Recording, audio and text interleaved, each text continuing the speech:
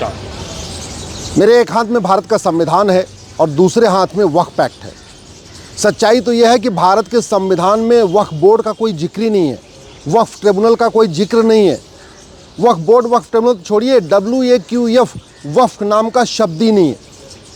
इसके बावजूद 1954 में नेहरू जी ने वक्फ एक्ट बनाया, बाद में उसको इंदिरा जी ने मजबूत किया, उसके बाद राजीव गांधी ने मजबूत किया, फिर 1995 में नरसिम्हा राव ने इतना खतरनाक कानून बना दिया।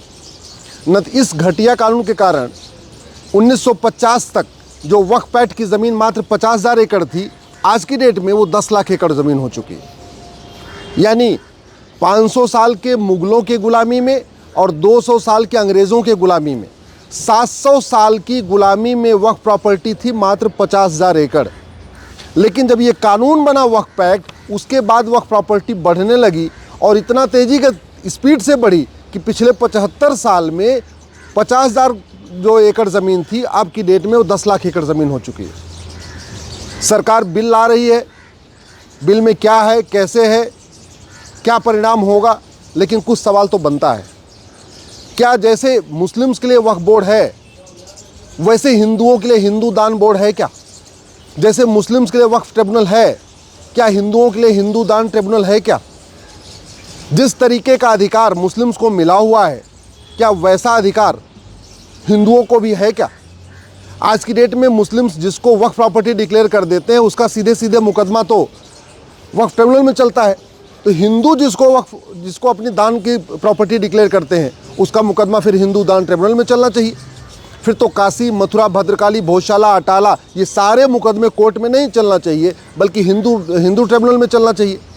मेरा ये कहना है, ये संविधान ये जो कानून है वक्फ एक्ट, संविधान की धज्जियाँ उड़ा रहा है। इसकी कोई ज़रूरत नहीं है। भारत के संविधान में जो शब्द यूज़ किया है वो चैरिटी यूज़ किया है, यानी एक यूनिफॉर्म चैरिटी कोड होना चाहिए।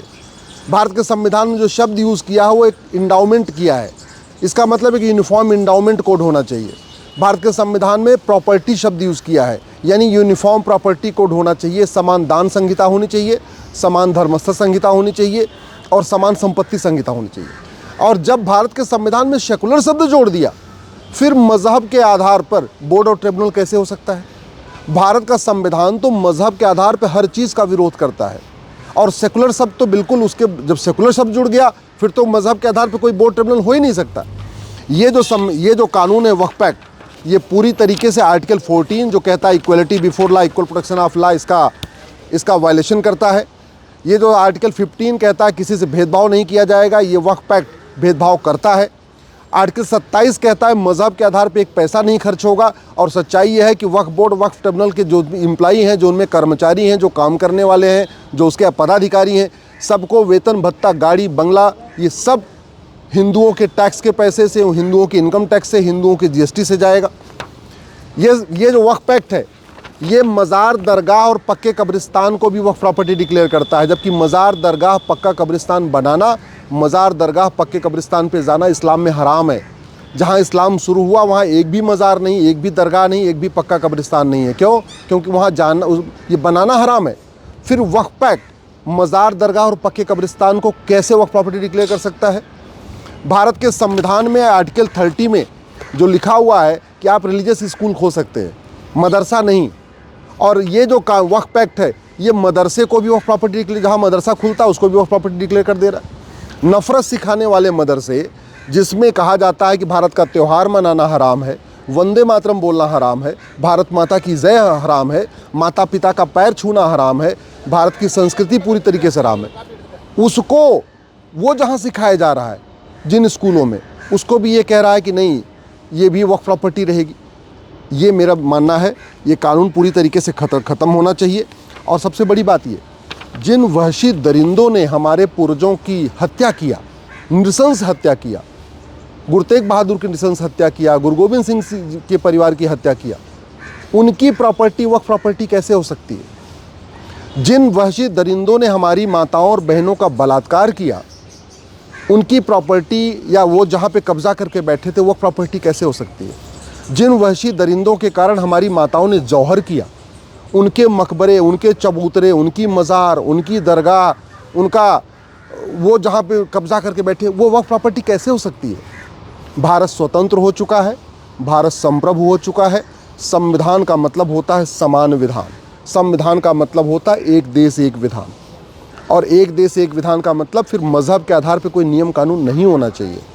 भारत में ये वक्फ एक्ट पूरी तरीके से ख़त्म होना चाहिए। मैं पहले भी कह रहा था, आज भी कह रहा हूँ, क्योंकि वक्फ एक्ट में आप कितना भी बदलाव कर लीजिए, लेकिन रहेगा तो एक मज़हब के लिए।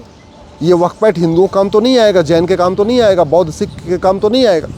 और जो सबसे बड़ी समस्या है, जो प्रॉपर्टी ट्रस्ट एक्ट में रजिस्टर हो चुकी हैं, उस पर भी अगर ये कानून, इस पर मुस्लिम्स दावा ठोकेंगे, फिर तो वक्फ ट्रिब्यूनल में चला जाएगा। जो प्रॉपर्टी सोसाइटी रजिस्ट्रेशन एक्ट के अंतर्गत रजिस्टर की गई हैं, उस पर भी अगर वक्फ एक्ट दावा ठोकेगा तो फिर ये मामला वक्फ ट्रिब्यूनल में जाएगा।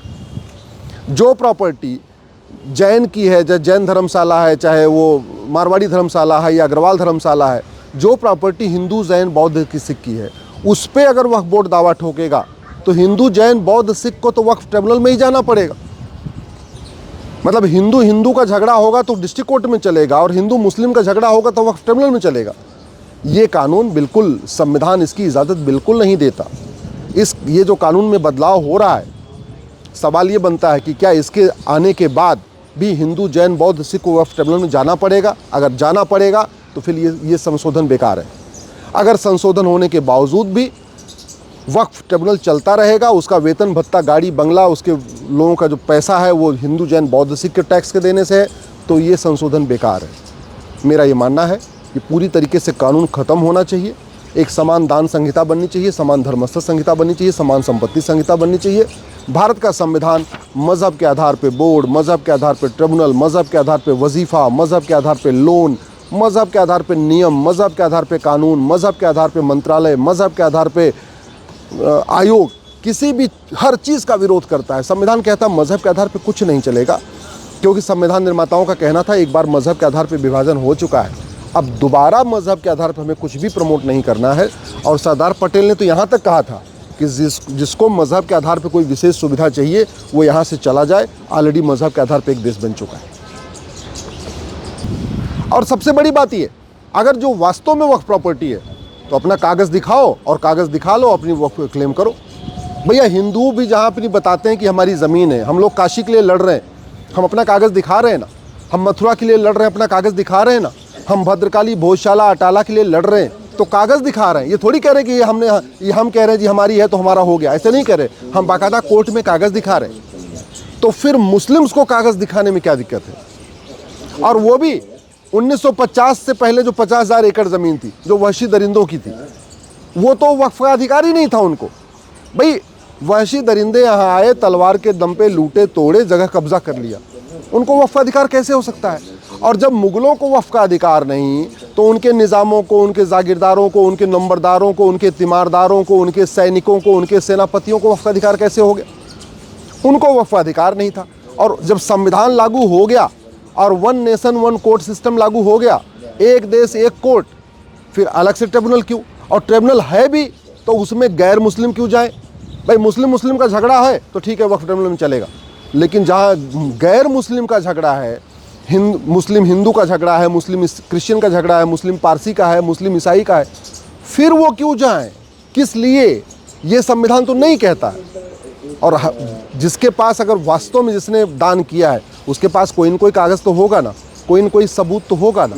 तो सबूत दिखाने में क्यों डर रहे हैं? कागज़ दिखाने में क्यों डर रहे हैं? कागज़ नहीं दिखाएंगे, वो प्रॉपर्टी बताएंगे, ये नहीं चलेगा, ये नहीं चलना चाहिए, और बिल्कुल ये स्वीकार नहीं होना चाहिए।